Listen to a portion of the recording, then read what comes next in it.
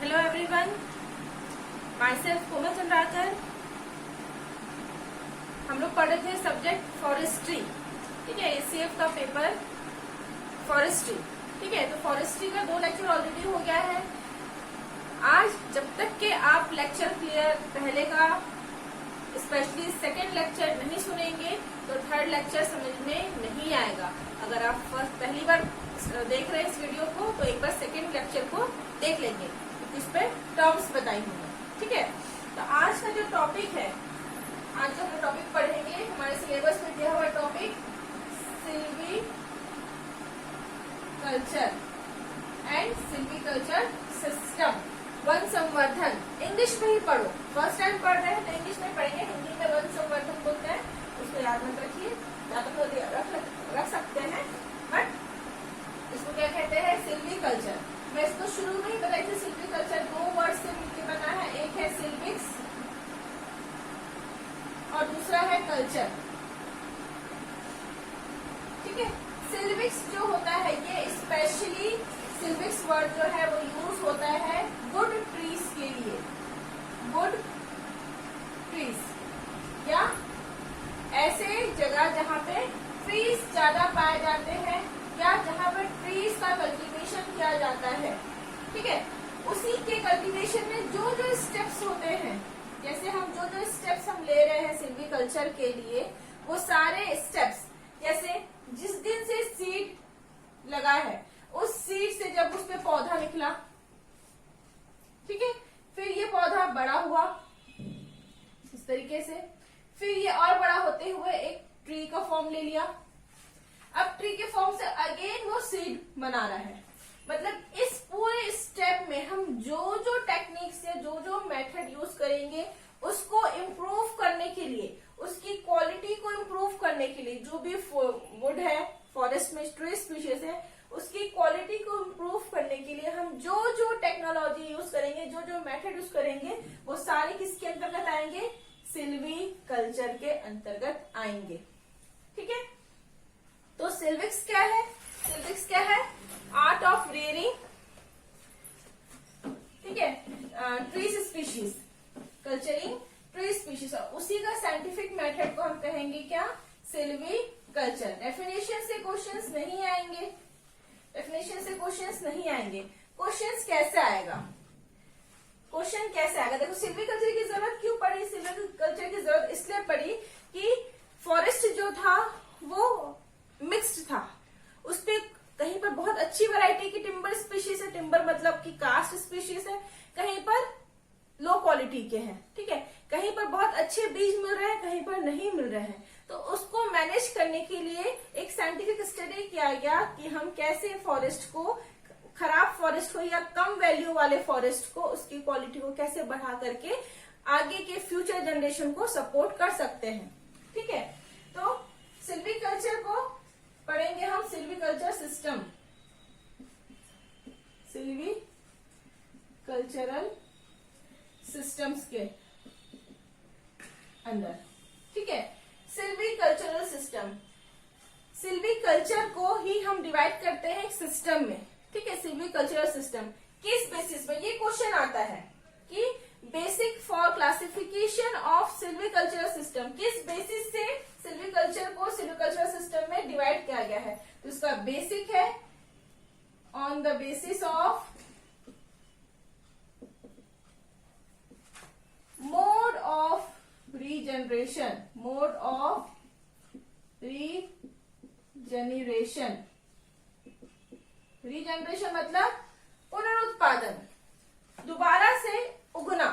ठीक है, रीजनरेशन कि किस तरीके से ये फॉरेस्ट को हम रीजनरेट कर रहे हैं। मैं आपको लास्ट लेक्चर में बताई थी, हाई फॉरेस्ट एक होता है और दूसरा होता है कॉपीज फॉरेस्ट।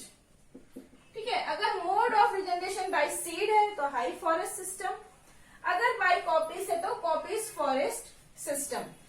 ठीक है, रीजनरेशन जो होता है,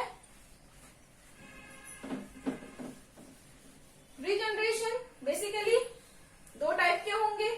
ठीक है, पहला होगा रिप्रोडक्टिव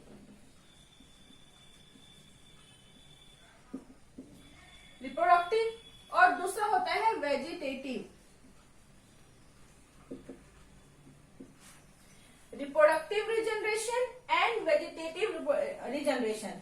अगर रीजनरेशन रिप्रोडक्टिव सिस्टम के कारण हो रहा है, रिप्रोडक्टिव सिस्टम मतलब देखो फ्लावर्स होता है, ठीक है, ये फ्लावर है, फ्लावर के अंदर में ओव्यूल होता है और उसमें पराग होते हैं, ठीक है, उसमें पाया जाता है पॉलेंस।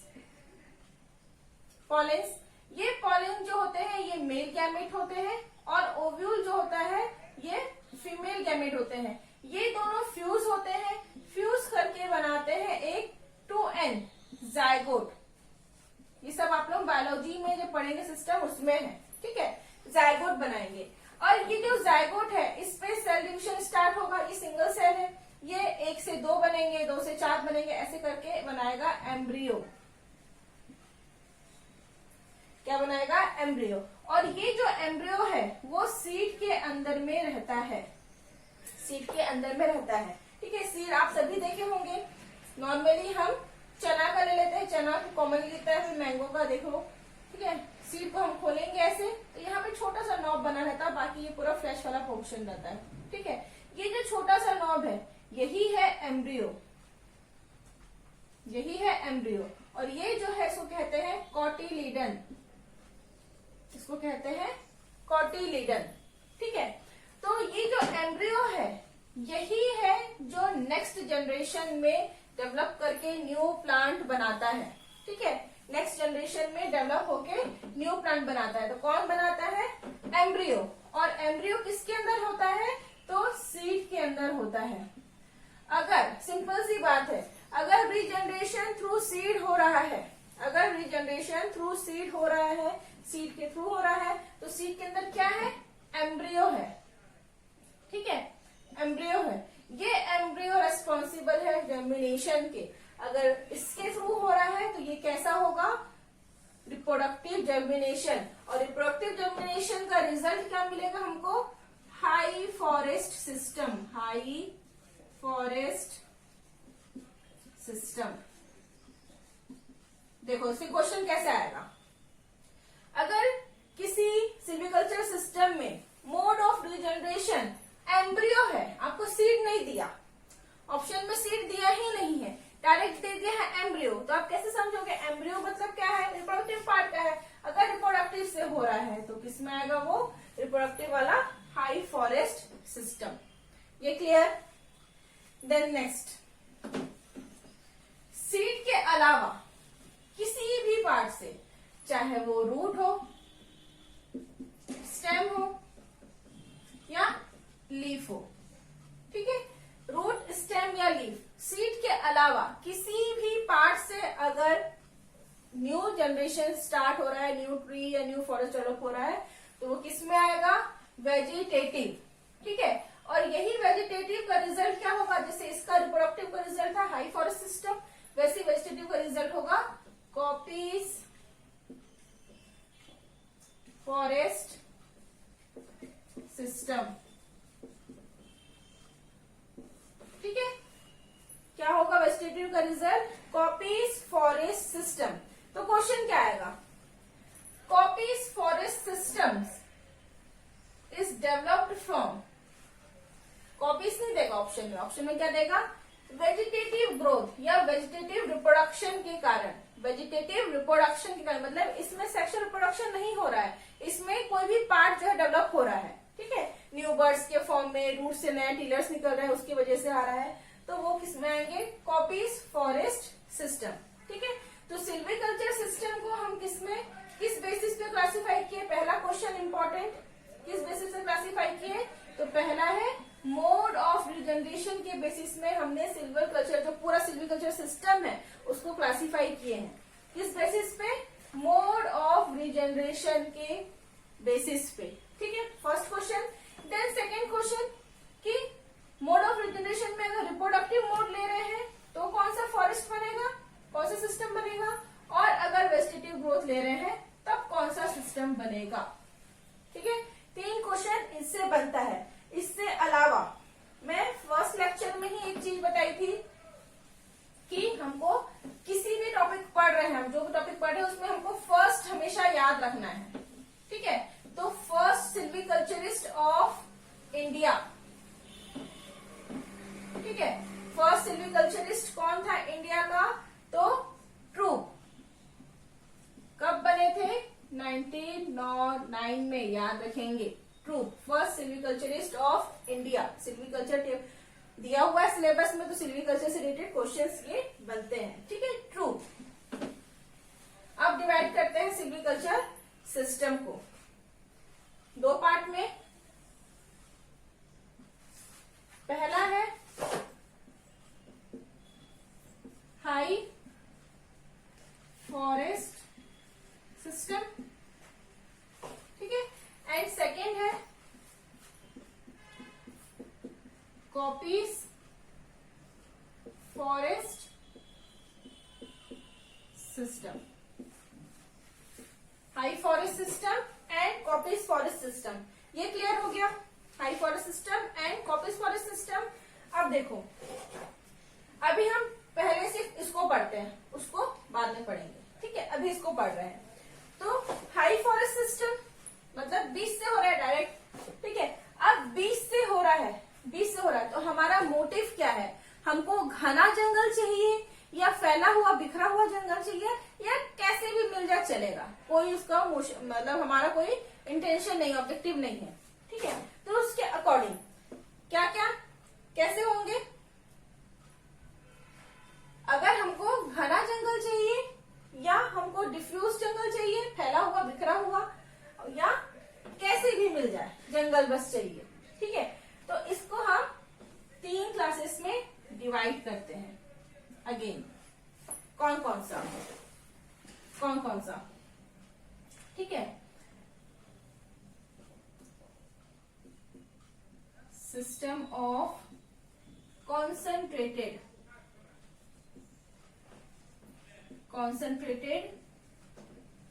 रीजनरेशन, ठीक है। मतलब हमको कॉन्सेंट्रेटेड रीजनरेशन मतलब कि घना, कॉन्सेंट्रेटेड मतलब क्या होता है? साद्र। साद्र मतलब क्या था? जिसमें बहुत ज्यादा अमाउंट में जो भी क्वांटिटी है वो ज्यादा अमाउंट में हो। तो हमको हमारे यहाँ पे क्वांटिटी क्या है? ट्री है। अगर जंगल बहुत ज्यादा घना चाहिए हमको, तो हमको ये सिस्टम फॉलो करना होगा, ठीक है। सेकेंड है system of diffused regeneration. Diffused regeneration, diffused मतलब कि बिखरा हुआ, डिफ्यूज मतलब कि बिखरा हुआ। और तीसरा है accessory system, accessory system, accessory system. पहला क्वेश्चन तो इसी टॉपिक से बन जाएगा, क्या कि इन, और साथ में मान लो एक और दे दिया सिस्टम इससे रिलेटेड, उसको हम आगे पढ़ेंगे, ठीक है। तो ये पूछ लेगा कि हाई फॉरेस्ट सिस्टम के अंतर्गत कौन सा सिस्टम ऑफ रीजनरेशन नहीं आता है? Concentrated system, diffuse regeneration, accessory system या कॉपीज? तो आपको लगाना होगा कॉपीज, ठीक है। सिंपल टॉपिक से क्वेश्चन बन गया ये। अब देखो, इसका मोटिव क्या था कि हमको घना जंगल चाहिए या हमको क्वांटिटी बहुत ज्यादा चाहिए। डिफ्यूज में क्या था? क्वांटिटी कम हो गया, बहुत ज्यादा घना जंगल नहीं है। और एक्सेसरी तो एक्सेसरी ही है, एक्स्ट्रा, ठीक है। अब देखो, system of concentrated regeneration, system of concentrated regeneration को अगेन 2 क्लास में क्लासिफाई किया है, ठीक है। एक है clear felling system, clear felling system, और दूसरा है shelter wood system, shelter wood system, ठीक है। शेल्टर वुड सिस्टम, अब इसको समझते हैं। सपोज ये एक जंगल है, देखो हमारा मेन एम क्या है? जंगल को बचाने, जंगल को मतलब उसका कल्चर करने का मेन एम क्या है कि हमको ज्यादा से ज्यादा टिम्बर मिले, जो भी हमको प्रोड्यूस मिल रहा है जंगल से, है ना, उसको हम ज्यादा से ज्यादा बढ़ा सके, ज्यादा से ज्यादा यूज कर सके। ठीक है, सपोज ये जंगल है, अब हमको इस जंगल में यहाँ पर पूरे टिम्बर स्पीशीज, टिम्बर मतलब इमारती लकड़ियों का पेड़ है, अगर हम सारा का सारा जंगल एक बार में कट कर दे रहे हैं, मतलब कि ये जो जितने भी हेक्टेयर एरिया है उसको एक बार में कट कर दे रहे हैं, तो उस सिस्टम को बोलेंगे क्लियर फेलिंग सिस्टम। और अगर हम पैचेस छोड़ छोड़ के काट रहे हैं, सपोज इसको काटे, इसके अंदर के सबको काटे, इसको छोड़ दिए, इसको छोड़ दिए, इसको छोड़ दिए, मतलब उसके लिए शेल्टर छोड़ के गए, मतलब एक ऊपर में छत छोड़ के गए हैं, ये सोचिए। ठीक है, हमने छत छोड़ दिया है उनके लिए, आगे वाले जनरेशन जो होने वाले उनके लिए हमने एक स्टैंडर्ड को छोड़ दिए हैं, तो उस सिस्टम को बोलेंगे शेल्टर वुड सिस्टम। ठीक है, उस सिस्टम को बोलेंगे shelter wood system. Clear felling में हम पूरे को एक साथ काट दे रहे हैं। ठीक है, पूरे को एक साथ काट दे रहे हैं। और शेल्टर वुड सिस्टम में क्या कर रहे हैं, हम पैचेस को छोड़ते हुए जा रहे हैं। अब वो पैचेस स्ट्रिप के फॉर्म में हो सकता है, या हम देख देख के काट देंगे, जो पेड़ अच्छा बड़ा हो गया है उसको काटेंगे, है ना, जो पेड़ छोटा है उसको छोड़ देंगे, या जो पेड़ डिफेक्टेड है जिसमें डिसीज लग गया है, इंसेक्ट्स लग गए हैं, उसको पहले काटेंगे। उस टाइप का अगर होगा तो वो शेल्टर वुड सिस्टम है। लेकिन हम कुछ देख रहे नहीं है, बस काटना है तो काटना है, पूरा काट दे रहे हैं एक साथ, तो वो होगा क्लियर फेलिंग सिस्टम। ठीक है, अब देखो मैं आपको लास्ट लेक्चर में एक वर्ड बताई थी टर्मिनोलॉजी में, इवन एज्ड फॉरेस्ट और अनइवन एज्ड फॉरेस्ट, दो वर्ड बताई थी।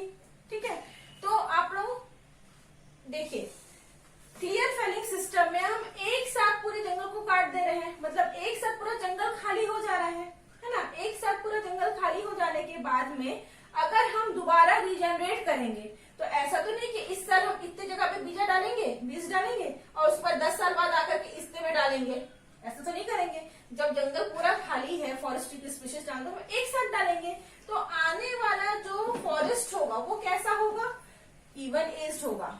ठीक है, क्वेश्चन आता है इंपॉर्टेंट।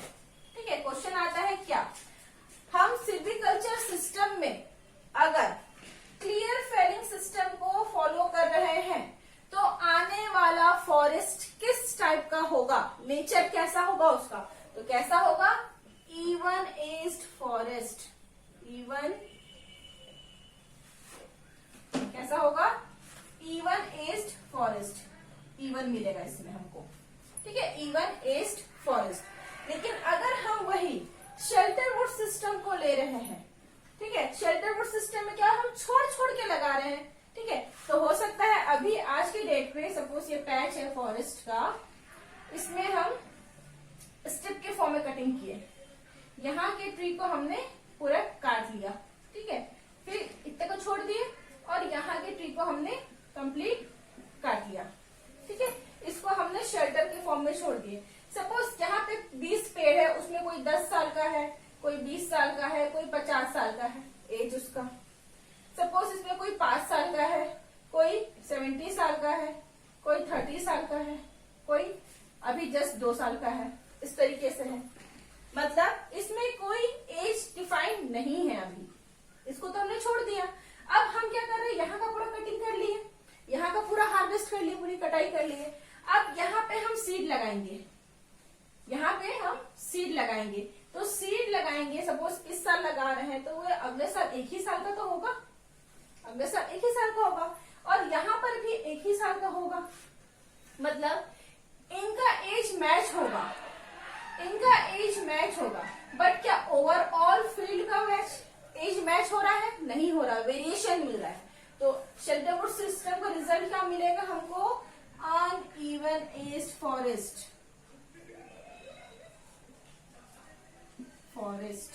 बहुत इंपॉर्टेंट क्वेश्चन, बहुत इंपॉर्टेंट, ये नेट में इवन आईएफएस में पूछा जाता है। ठीक है, आईएफएस जो फॉरेस्ट का सबसे बड़ा एग्जाम होता है, इंडियन फॉरेस्ट सर्विस, उसमें पूछा जाता है। क्या पूछा जाता है कि result of clear felling system, कौन सा सिस्टम होगा तो कौन सा फॉरेस्ट बनेगा। क्लियर फेलिंग से हमेशा इवन एज्ड फॉरेस्ट ही मिलेगा। ठीक है, और अनइवन फॉरेस्ट में, अनइवन फॉरेस्ट के लिए हम कौन सा सिस्टम फॉलो कर रहे हैं, शेल्टर वुड सिस्टम। यहां तक क्लियर? ठीक है, यहां तक समझ में आ गया होगा आप लोगों को। ठीक है, आ जाना चाहिए, यहां तक तो आ ही गया होगा। ठीक है, अभी हम सिर्फ हाई फॉरेस्ट को देख रहे हैं, अभी हम कॉपीज को स्टार्ट नहीं करें। कॉपीज को मैं नेक्स्ट लेक्चर में करूंगी, तो अगर आज ही कर दूंगी तो सब खिचड़ी बन जाएगा, और खिचड़ी बनेगा तो ना आपको पसंद आएगा ना मुझे पसंद आएगा। ठीक है, तो कॉपीज को भी मिटा ही देते हैं।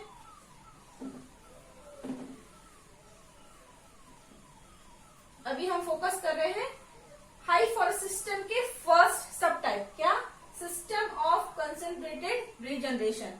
सिस्टम ऑफ कंसंट्रेटेड रीजनरेशन मतलब हमको घना जंगल चाहिए। देखो, अगर हम बीज डाल रहे हैं, सपोज मैं कोई इंडस्ट्रियलिस्ट हूं, मेरा कोई प्लाईवुड का इंडस्ट्री है, ठीक है, मुझे क्या चाहिए? टिम्बर चाहिए, ताकि मेरे पास रॉ मटेरियल कच्चा माल रहे। ठीक है, तो मैं क्या करूं, मेरे पास सपोज इतना बड़ा फॉरेस्ट एरिया है, ठीक है, तो मैं क्या करूंगी, चाहूंगी ना कि एक साथ अभी मिल रहा है तो उसके बाद कंटिन्यू मुझे मिलते रहे, तो मैं पैचेस में कट कर रहूंगी। ठीक है, पहले इस पैच खत्म कर दिए, इस पैच का यूज हो गया, इसको इंडस्ट्रीज में ले गए, जब इंडस्ट्री से मटेरियल निकल गया फिर इस पैच को काटे, फिर इस पैच, जब तक कि यहाँ पे रिजनरेशन की प्रोसेस स्टार्ट हो गई। इस तरीके से मैनेज किया जाएगा। ठीक है, तो ये जो है ये क्यों किया कर रहे हैं, ताकि हम इंडस्ट्रीज को, ये जो डिमांड है, पब्लिक की जो डिमांड है उसको कर सके।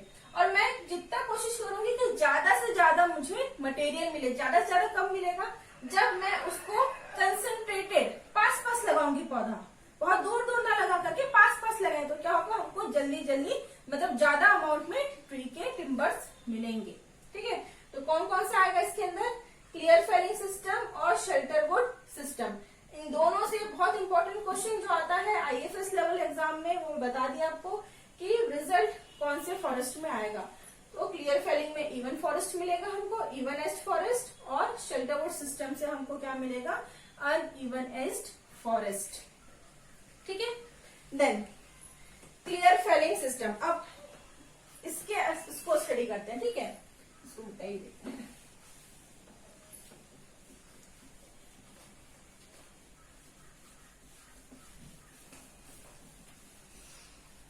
अब sub heading, clear Fehling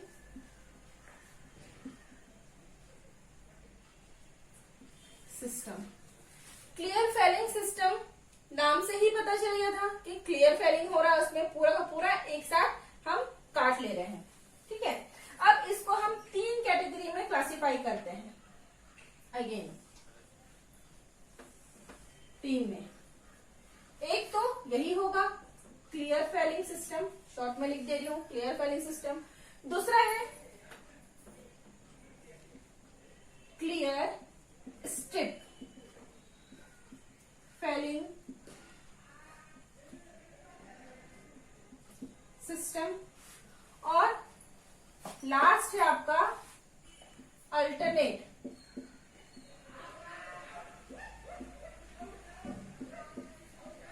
strip felling system.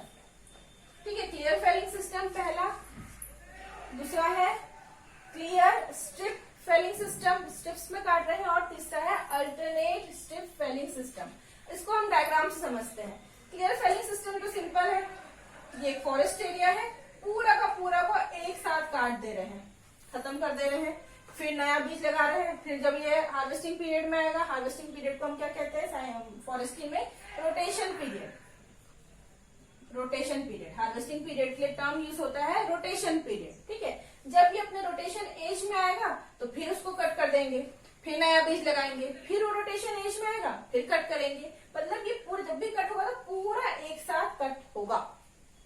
ठीक है, लेकिन क्लियर स्ट्रिप फेलिंग सिस्टम, इसमें क्या होगा, देखो डायग्राम समझते हैं। ये एक फॉरेस्ट का एरिया है, इसमें अलग अलग एज के ट्री है, सपोज 20, 30, 80, 40, 60, 90, 50,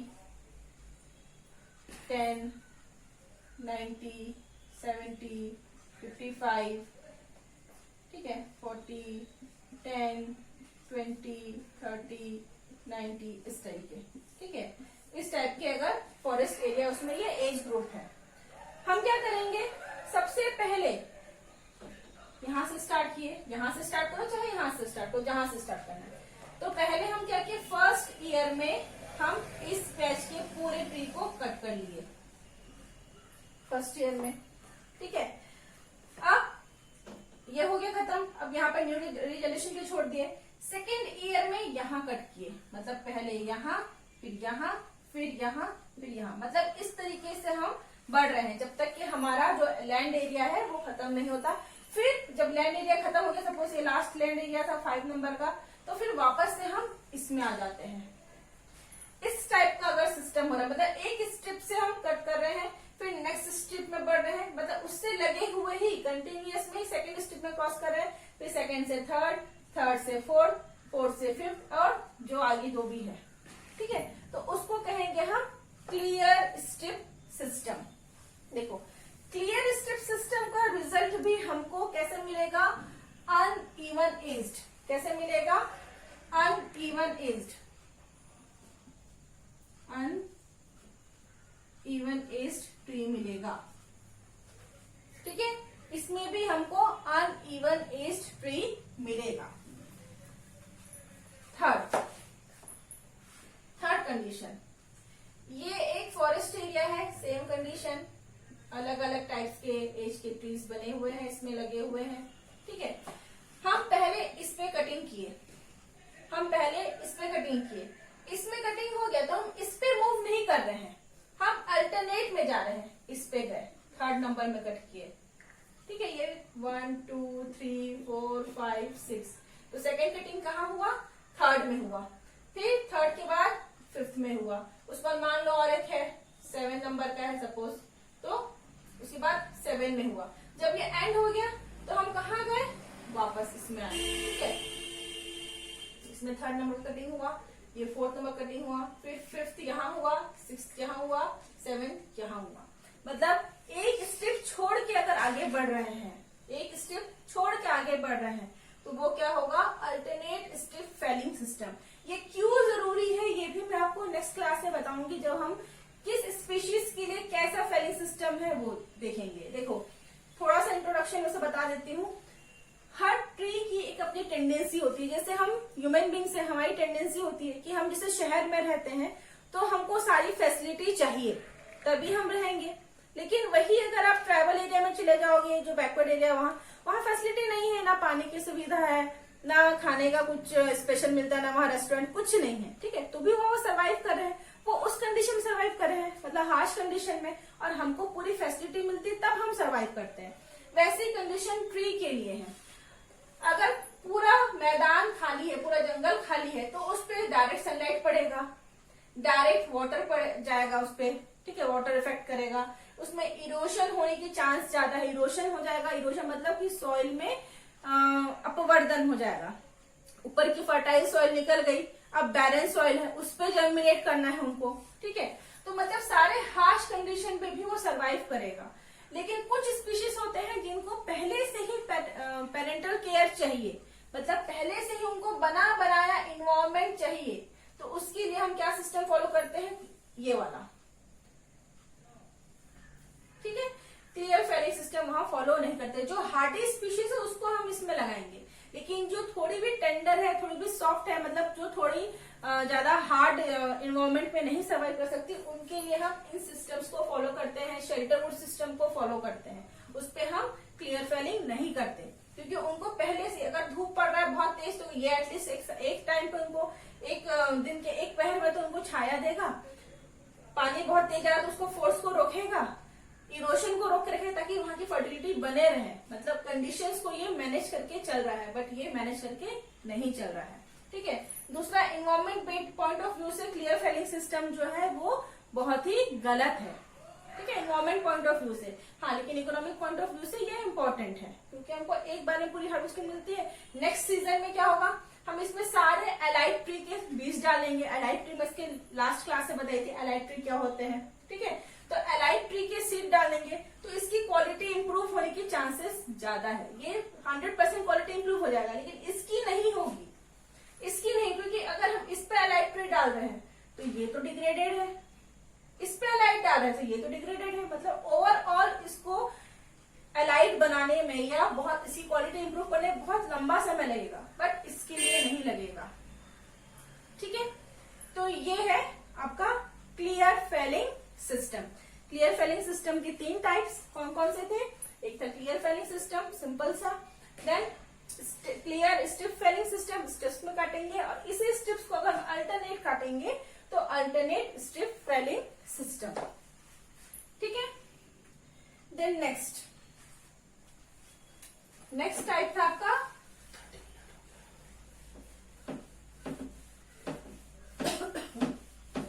शेल्टर वुड सिस्टम। ठीक है, नेक्स्ट है आपका शेल्टर वुड सिस्टम। नेक्स्ट है shelter wood system. Shelter would का नाम अभी बता दी मैं, शेल्टर मतलब आश्रय, आश्रय दे रहे हैं, जो न्यू जनरेशन से उनको हम आश्रय दे रहे हैं, तो वो क्या होगा? Shelter wood system. Shelter wood system में पहला यूनिफॉर्म, बहुत सारे टाइप्स होते हैं, हमको सिर्फ ऐसे टॉपिक्स पकड़ना जो क्वेश्चंस के जोन है। ठीक है, हम पूरा फॉरेस्ट्री लेके बढ़ेंगे तो एमएससी करना पड़ेगा, हमको सिर्फ क्वेश्चन जोन देखना कि हमारे क्वेश्चंस लग जाए। पहला है uniform shelter wood system. Uniform मतलब जो हमारा क्लियर फेलिंग सिस्टम में जो सेकंड टाइप था, कौन सा? स्ट्रिप वाला। मतलब हमने एक स्ट्रिप को काट दिया और इसको छोड़ दिए। ठीक है, ये इसको काट दिया और इसको छोड़ दिए, तो ये एक यूनिफॉर्म है, मतलब हमको इसके बाद कंटिन्यू शेल्टर वुड मिलेगा। ठीक है, सेकंड है selection system. Selection shelter wood system. देखो, सिलेक्शन, किसी भी हर एक ट्री का अपना एक रोटेशन एज होता है, हर एक ट्री का अपना एक रोटेशन एज होता है कि जब उसकी क्वालिटी और क्वांटिटी सबसे ज्यादा होती है। अगर उस एज के बाद भी अगर हम ट्री को फॉरेस्ट में रख देते हैं तो उसकी क्वालिटी धीरे धीरे धीरे डिग्रेड होती है, खराब होते होते वो खराब हो जाता है। ठीक है, जैसे ह्यूमन बींग्स भी है, बच्चे से लेकर जब मैच्योर यंग आते हैं तो उनकी क्वालिटी बहुत अच्छी होती है, उनके पास एनर्जी रहता है, ज्यादा कैपेसिटी रहता है, लेकिन जैसे उस एज को क्रॉस करते हैं, जैसे जैसे हम ओल्ड एज की तरफ मूव करते हैं तो हमारी क्वालिटी और हमारी जो ताकत है वो दोनों ही कम होती है। वैसे ही ट्री के साथ भी है। ठीक है, तो सपोज इसमें अलग अलग एज ग्रुप के ट्रीज है, यहाँ पे टीक का प्लांटेशन है, फॉर एग्जाम्पल टीक। अच्छा, टीक को याद रखिएगा, किंग ऑफ टिम्बर कहते हैं, किंग ऑफ टिम्बर। मैं आपको बताऊंगी क्या क्या ट्री को, कौन कौन से स्पीशीज को क्या क्या कहते हैं। तो टेक्टोना ग्रैंडिस इसका साइंटिफिक नेम है, टेक्टोना ग्रैंडिस। टेक्टोना ग्रैंडिस को हम किंग ऑफ टिम्बर कहते हैं, इमारती लकड़ियों का राजा। ठीक है, सपोज इसमें टीक है तो टीक का जो रोटेशन पीरियड होता है वो 80 to 120 ईयर्स होता है। मतलब सागौन की लकड़ी को इतने एज के बीच में कट कर लेना चाहिए, नहीं तो क्या होगा, उसकी क्वालिटी डिग्रेड होने लगेगी, कम होने लगेगी, तो उसकी मार्केट वैल्यू कम हो जाएगी। ठीक है, तो सपोज यहाँ पे कोई फॉरेस्ट का पैच है, एक 100 साल का पेड़ है, यहाँ पे एक 20 साल का है, एक 80 साल का है, एक 40 साल का है, 60 साल का है। ठीक है, ये 50 साल का है, 30 साल का है, देन अगेन 80 साल का है, 90 साल का है, 70 साल का है, 40 साल का है, 55 साल का, ऐसे। ठीक है, तो हम क्या कर रहे हैं, सिलेक्ट कर रहे हैं कि इस रोटेशन एज में कौन कौन सा ट्री आ गया है। तो कौन कौन सा आया है? पहले तो ये आ गया है, इसको काटेंगे, ये आया है, ये आया है, ये आया है, बाकी को हम छोड़ देंगे। फिर जब ये नेक्स्ट सिलेक्शन टाइम आएगा तब फिर उसमें सिलेक्ट करेंगे कौन सा उसमें आ चुका है। ठीक है, तो अभी इतने बड़े फॉरेस्ट एरिया में हम कितने मिले, 1 2 3 4 4 ही मिले, इन चारों को काट लिया गया, बाकी को छोड़ दिया गया, तो क्या होगा, selection system. Selection system depend करता है कि हमारा मेन मोटिव क्या है, हमको क्या किस पर्पज से लेना है, हमको सीड पर्पज से लेना है। सिलेक्शन देखो अलग अलग मेथड से हो सकता है। हमको अगर ज्यादा इमारती लकड़ी की क्वांटिटी अच्छी चाहिए, क्वालिटी अच्छी चाहिए, तो उसके लिए अलग सिस्टम, उसके लिए सिलेक्ट करेंगे। अगर हमको ऐसे पेड़ को रखना है जिसकी बीज बहुत अच्छी क्वालिटी के हैं, सपोज ये जो 50 साल वाला जो वृक्ष है उसका बीज बहुत ही अच्छे क्वालिटी का है, तो हम इसको छोड़ देंगे। बाकी जो खराब क्वालिटी के बीज है, जिसकी क्वालिटी अच्छी नहीं है जिस ट्री के, उसको हम हटाते जाएंगे। ठीक है, तो हमारे ऑब्जेक्ट पे डिपेंड करता है कि हम किस पर्पज से सिलेक्शन कर रहे हैं। ठीक है, देन थर्ड है group selection system. Third type है शेल्टर वुड में ही, थर्ड टाइप है आपका group selection system. Group selection system, इसमें क्या कर रहे हैं, सपोज ये पैच है तो उसमें इस ग्रुप में अमूमन एक एज के ट्री मिल जा रहे हैं, मतलब 70-80 से लेकर के 120 ट्री एज के ट्री है मैक्सिमम। लेकिन उनके साथ में 10% और 20% क्या है, छोटे ट्री भी हैं।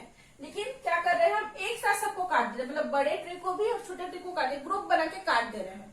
तो वो सिस्टम क्या होगा, ग्रुप सिलेक्शन सिस्टम, मतलब पूरे ग्रुप को सिलेक्ट कर लिया जा रहा है। ठीक है, उसमें एक किसी स्पीशीज को सिलेक्ट न करके पूरे ग्रुप को, उस पैच को सिलेक्ट कर रहे हैं, तो वो होगा ग्रुप सिलेक्शन सिस्टम।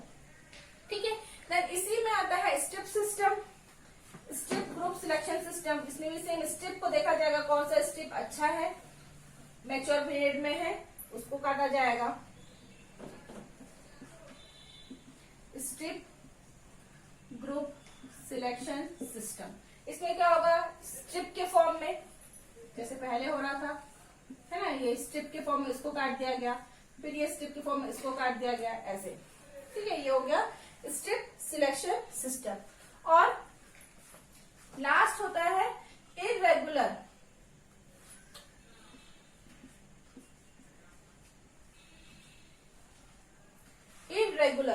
ठीक है, जो निरंतर नहीं है, irregular shelter wood system. Irregular